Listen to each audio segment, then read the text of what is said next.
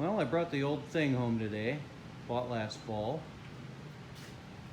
If anybody has any questions if this is an Acapulco, the interior tells the story. Except these two seats. Oof. Looks like the mice have been at them.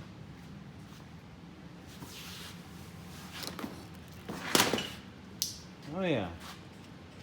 You don't get much more distinctive than that. There's no uglier interior in the business. Try this one-handed here.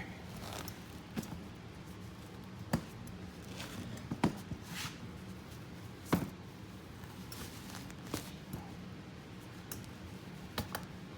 think I need a tripod, huh?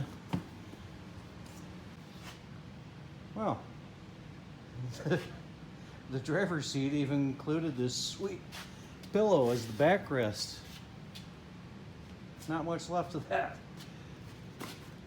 Sweet. Free pillow.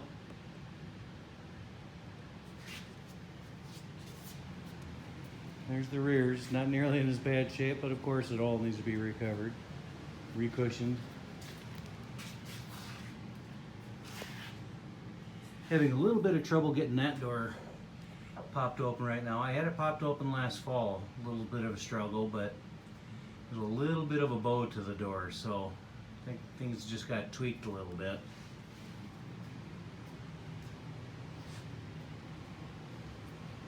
The top looks to be in pretty good shape. A little bit of a bow.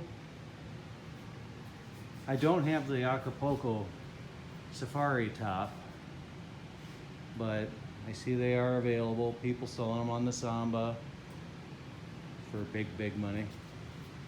We'll see. But you can see in the details, there's little specks of blue here and there under the tan paint and the camouflage. You know, this is the original color here. And here, inside the doors, kind of that off-white for the Acapulco. There was also, I believe, a blue stripe along the bottom. Not much of it exposed here. But the Acapulcos also came with the running boards from the factory. And the hood was blue. Another Acapulco indicator. Here's the ends. Woo, that's ugly. It's so ugly, this thing will be cute. Decent hubcaps in here. They should actually clean up fairly decent. If not, new ones will be in order.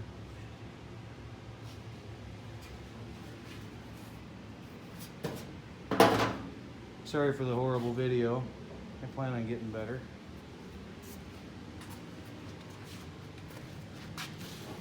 You know, nearly everything was painted over. And kind of a cool story to this, who the owners were, and I imagine they picked it up cheap.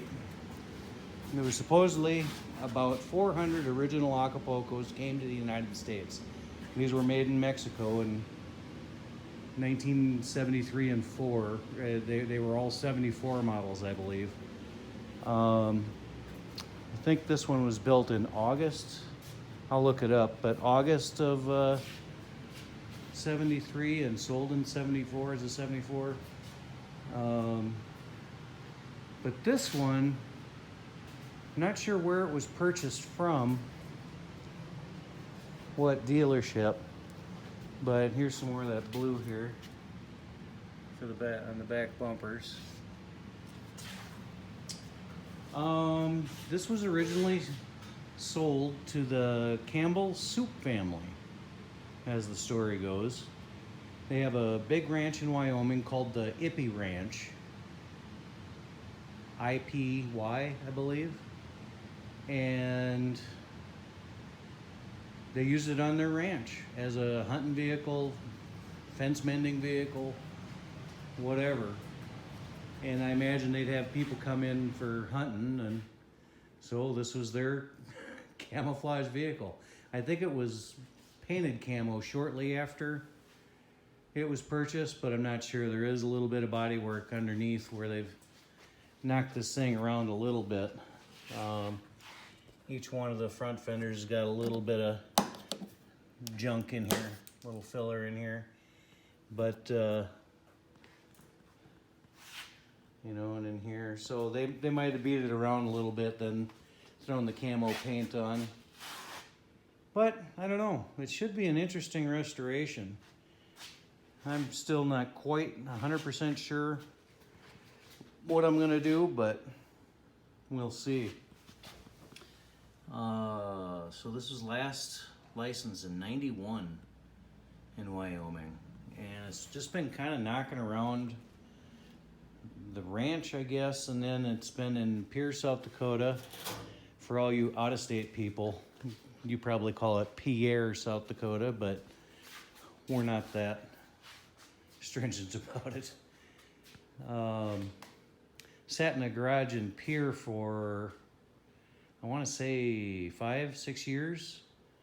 And then I grabbed it last fall, knowing what it was, and I don't know. We'll have to see.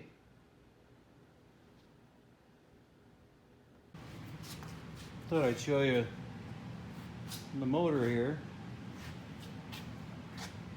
1600 dual port. It's free. Turns well. Easy. Looks like there was a air conditioner pump used to be mounted here. That second pulley down here is a good indicator that it drove some accessory. And I imagine that's what those two holes in the firewall are, is a path for the AC lines to go through. If I'm wrong, let me know. Looks like everything's here except for the coil, but I did spy it over in the corner here. I don't know if they had some troubles when they parked it and tore it apart and just left it or what, but the shifter's also not working currently. Can't get it out of gear.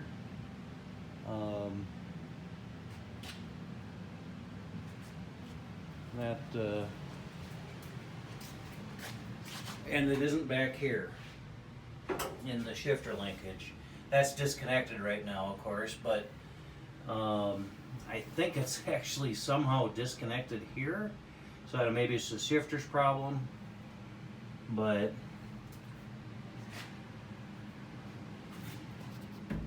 what do we got? 68,000 on the ticker there. So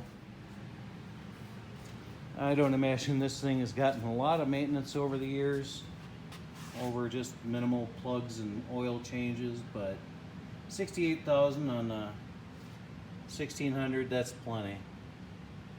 That'll probably just get pulled out and rebuilt.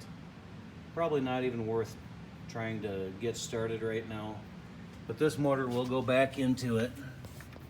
Here's the numbers down here. AM027092. So I'll look that up and we can get the manufacturer date on that. Found my spare key. Actually not a bad place for it. I don't know. This whole thing will be interesting. Got a broken air intake, but that's no big deal. I think I actually have a brand new one sitting around right now. I don't know.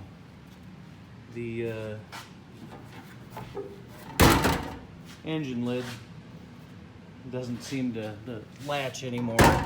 That's been tweaked some, as you can see through here. A little bit of Bondo here, so things have been tweaked. The brace here, I see has had some pecking work done on it. I'm trying to straighten it back out. Somebody probably backed into truck or something, but I don't know. I don't know if that's so difficult to work on something behind a brace here. But hopefully I can get that straight and back in service. If not, I'm sure I can find a new hood somewhere.